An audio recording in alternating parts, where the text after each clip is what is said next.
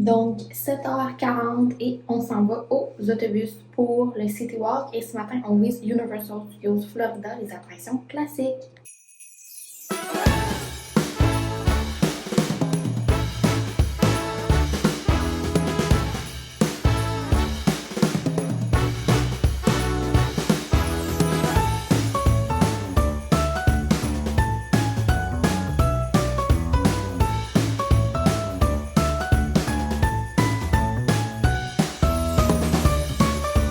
Je suis plus habituée du rope drop, là j'ai chaud.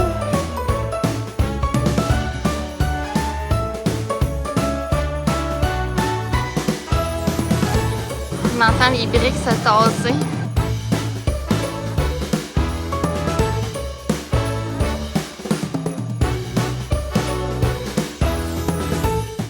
Donc on vient de faire la banque de Gringotts. On est sorti à 9h17 de l'attraction, donc ça a été assez rapide. Et là, il est 9h25, on a fait pause toilette.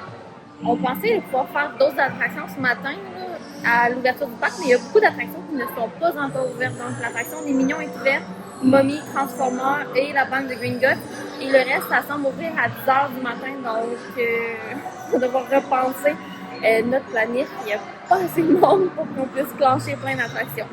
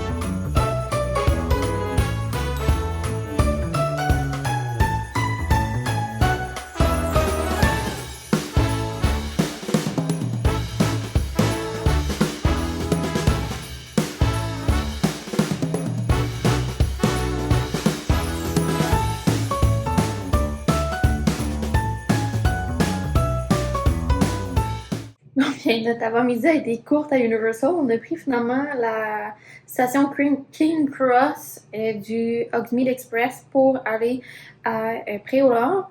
Puis, dans le fond, on est arrêté au Green Eggs and Ham Café prendre un OH.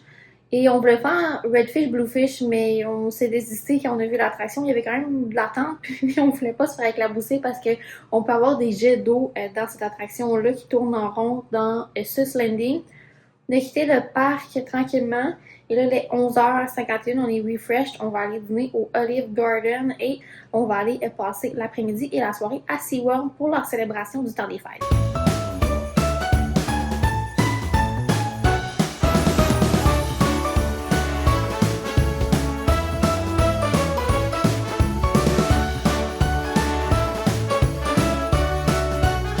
On vient tout juste d'arriver à SeaWorld. Il est 13h21, super lunch au Olive Garden sur notre chemin. Donc, j'ai splitté le lift là en deux. On a fait une partie vers le Olive, puis après ça du Olive Garden jusqu'à SeaWorld. Donc là, on est ici pour un bon moment.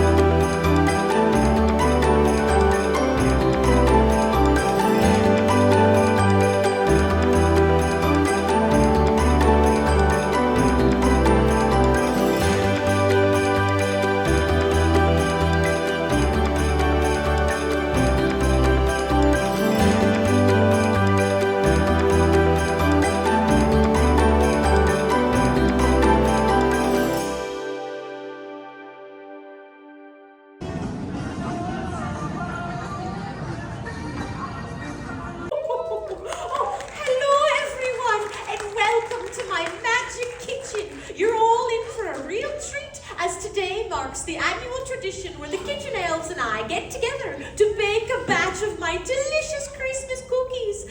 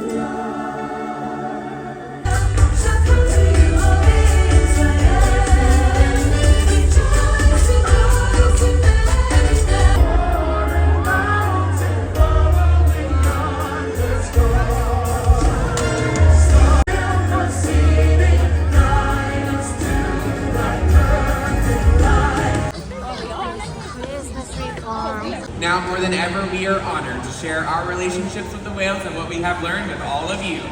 And now, SeaWorld proudly presents Orca Encounter!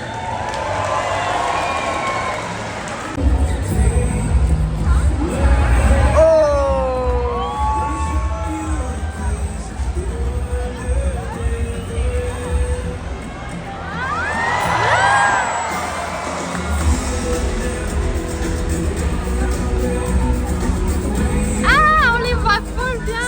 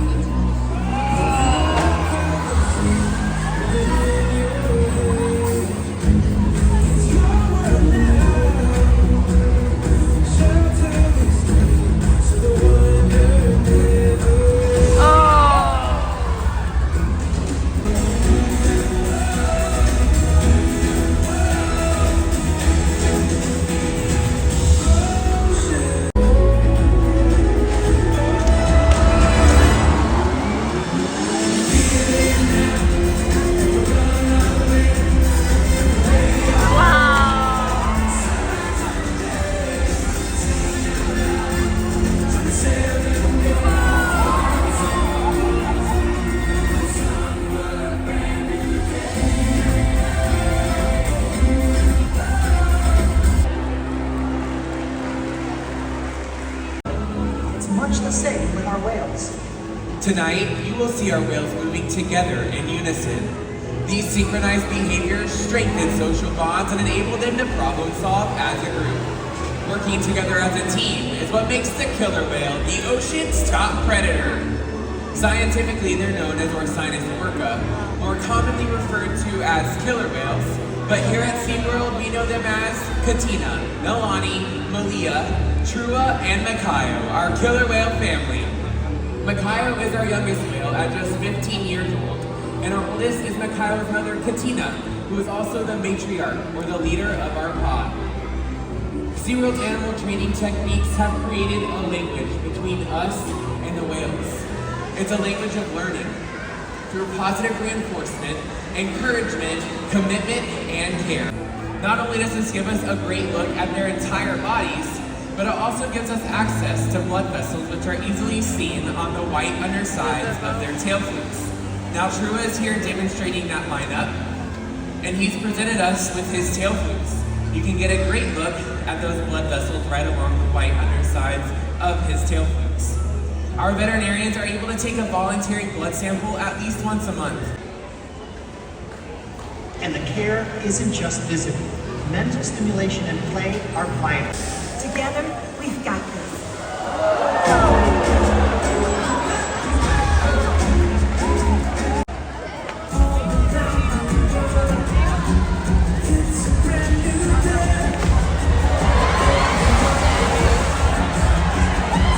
Le gars, il se cache dans son pot chaud.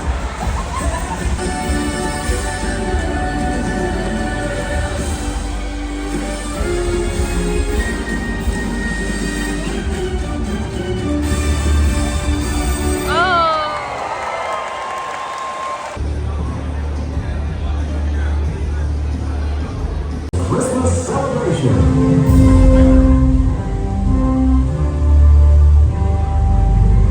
And now, SeaWorld presents Winter Wonderland on Ice.